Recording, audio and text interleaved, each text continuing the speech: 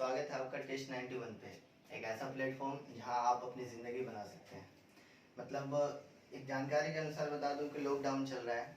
आप practical class means जाकर आप सेंटर पे तो क्लास कर नहीं सकते, तो आपके पास सिर्फ एक ऑप्शन बचता है, वो है ऑनलाइन क्लासेस। और ये एक ऐसा प्लेटफॉर्म है टेस्ट 91 जहां आप सुधारेंगे अपने भविष्य, अपने बच्चों के भविष्य को। तो स्पेशली आज ये मेरा पहला क्लास है। तो इस पहले क्लास में जानेंगे, आज इंट्रोडक्शन की बात करेंगे जो कि हर फील्ड में ज़रूरी होता है। स्पेशली बहुत सारे ऐसे जगह हैं जहाँ पे इंट्रोडक्शन इतना मायने रखता है कि अगर आप अपने आप को अच्छे से रिप्रेजेंट नहीं कर पा रहे हैं तो शायद आपको सेलेक्ट नहीं करेंगे लोग। तो चलिए आज पहली क्लास में हम लोग जानेंगे इंट्रोडक्शन के बारे में। तो चलिए शुरू करते हैं।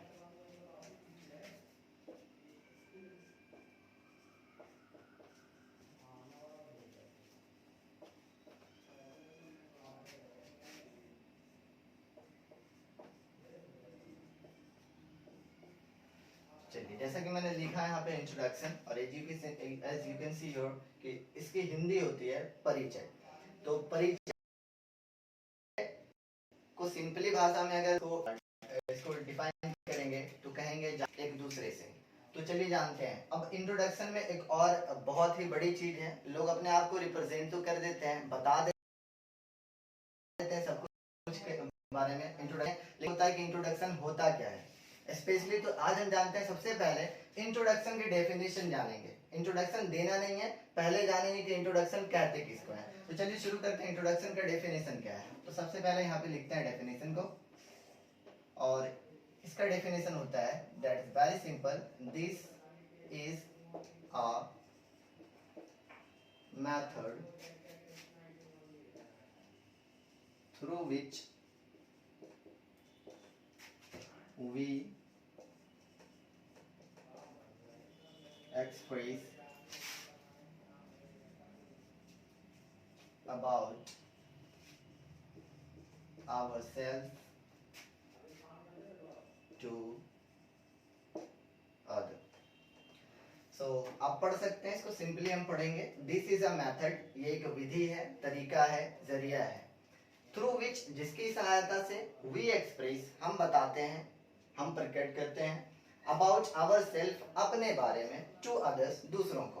कुल मिलाकर कहें तो अपने बारे में दूसरों को बताना ही इंट्रोडक्शन कहलाता है।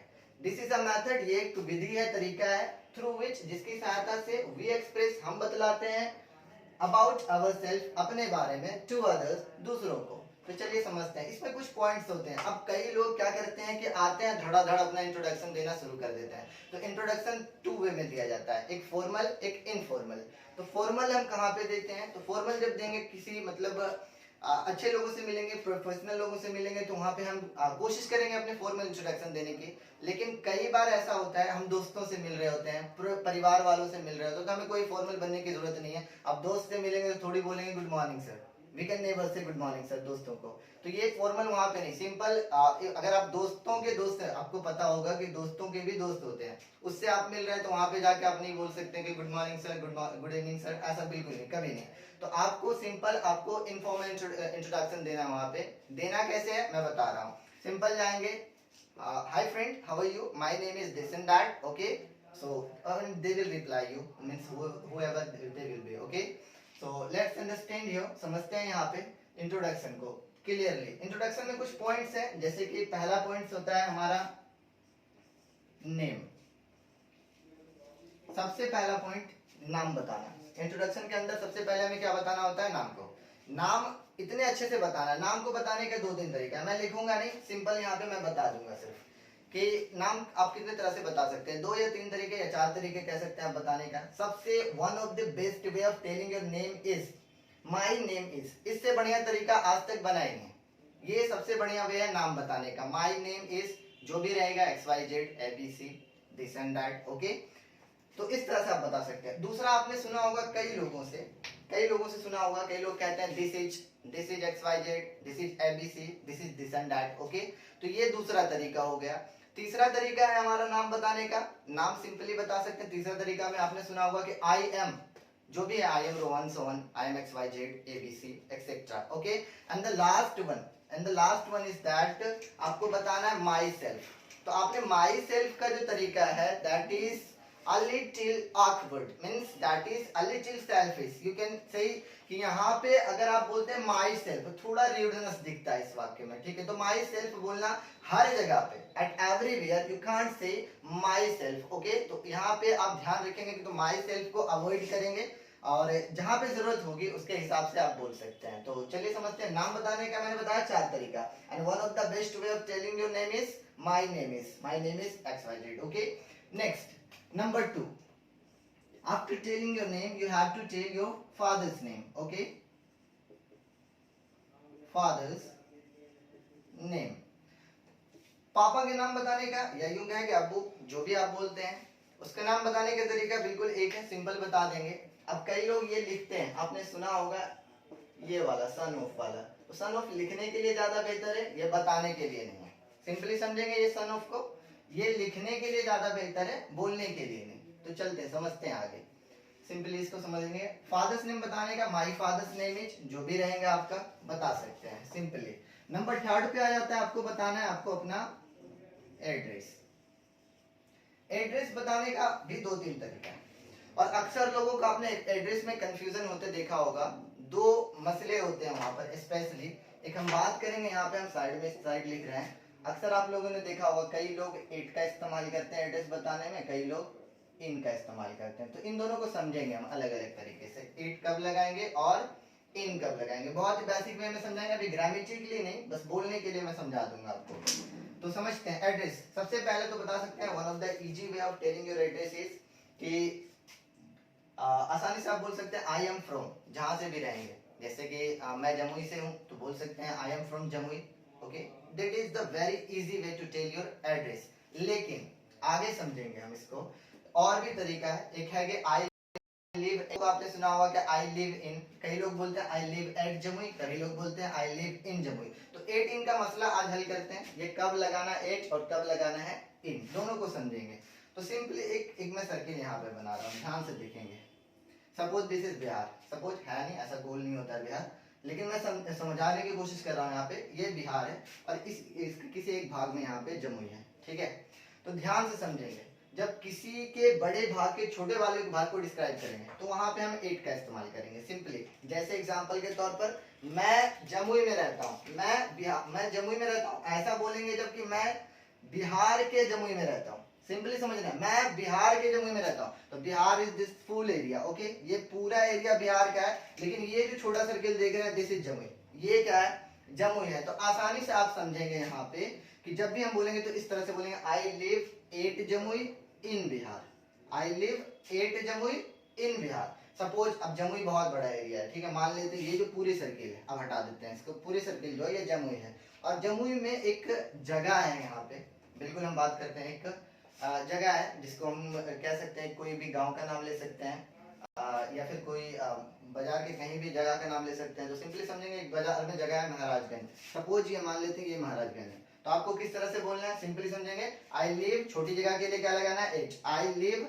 Eight Maharajganj in Jamui, simply that is very clear, okay. तो आपको अपने एड्रेस बताने के लिए बहुत आसानी से समझाना है, बहुत आसानी से बोलना है कि आई लिव एट जमुई इन बिहार, या फिर I live at Bihar in India, I live at India in Asia. इस तरह से आप कह सकते हैं, यानी छोटी जगह के लिए हमेशा एट का प्रयोग करेंगे और बड़ी जगह के लिए आप प्रयोग करेंगे इन का। तो क्लियर है ये। एड्रेस के बाद आपका जो तरीका होता है क्वालिफिकेशन,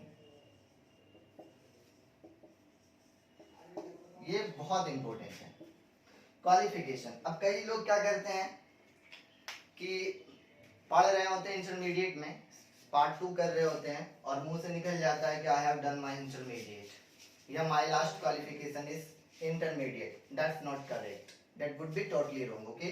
तो आपको समझना होगा यहाँ पे क्वालिफिकेशन समझने के लिए, to understand qualification you have to first understand that कि आप कर क्या रहे हो अभी। जैसे कि मैं 12 में पढ़ रहा हूँ, 12 2 साल का होता है, 2 इयर्स का कोर्स है।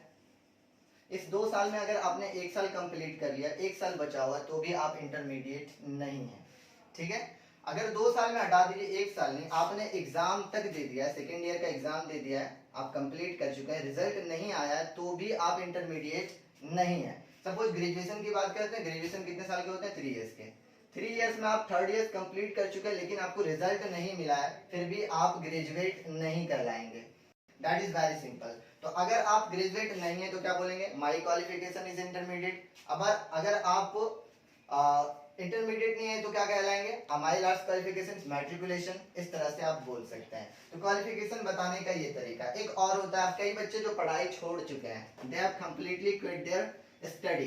तो अगर उसमें हम देखेंगे तो जो पढ़ाई छोड़ चुके हैं, सपोज हम 12 करके छोड़ चुके हैं, तो वहां पर बोल देंगे माई last qualification is intermediate. Okay, और जो भी काम कर रहे हैं उसके बारे में बता सकते हैं, ठीक है। लेकिन याद रखिएगा, कई बच्चे 12 करके ग्रेजुएशन कर रहे हैं, कई ग्रेजुएशन करके मास्टर कर रहे हैं, कई मास्टर के बाद पीएचडी कर रहे हैं। तो आपको समझना होगा वहां पे, अगर जो बच्चे अभी मैट्रिक करके इंटरमीडिएट कर रहे हैं तो वो बोलेंगे माई क्वालिफिकेशन इज, लास्ट लगाने की जरूरत नहीं है, याद रखिएगा माई क्वालिफिकेशन इज। तो आसानी से समझेंगे, माई qualification is matriculation and I am pursuing. जो आप कर रहे होंगे उसके लिए आपको क्या लगाना होगा? परसुइंग मीन्स कर रहा हूं, ठीक है।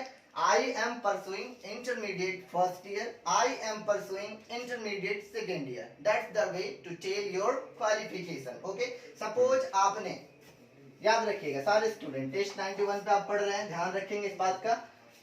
हाँ, अगर आप इंटरमीडिएट कंप्लीट कर चुके हैं, ठीक है, और ग्रेजुएशन का फर्स्ट ईयर कर रहे हैं, तो आप बोलेंगे my qualification is intermediate and I am, अभी जो मैंने लिखा था pursuing, I am pursuing graduation part 1, graduation part 2, graduation part 3। इस तरह से जो भी ऑनर्स होगा, ऑनर्स विद लगा के जोड़ सकते हैं आप, with English honours, with political honours, जो भी रहेंगे आपके, ठीक है।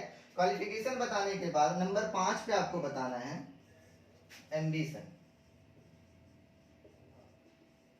एम्बिशन की हिंदी होती है लक्ष्य। लक्ष्य कहें या फिर इसको ऐसे भी कह सकते हैं मंजिल, ठीक है। मतलब जहां तक आप पहुंचना चाहते हैं जिंदगी में, कोई ना कोई एम सेट करना जरूरी है। अब जो भी आपका एम होगा उसके अकॉर्डिंग आपको बताना है अपने एम्बिशन को। अब हमको नहीं पता कि आप क्या बनना चाहते हैं। सपोज मैं कुछ एग्जांपल यहाँ पे दे देता हूँ कि जैसे कि कई लोगों का इच्छा होता है कि मैं एक सफल इंसान बन जाऊँ अपनी जिंदगी में, कई लोगों की इच्छा होती है कि मैं बढ़िया डॉक्टर बन जाऊँ, बढ़िया इंजीनियर, या फिर किसी भी फील्ड में मैं सफल बन जाऊँ, सफल हो जाऊँ।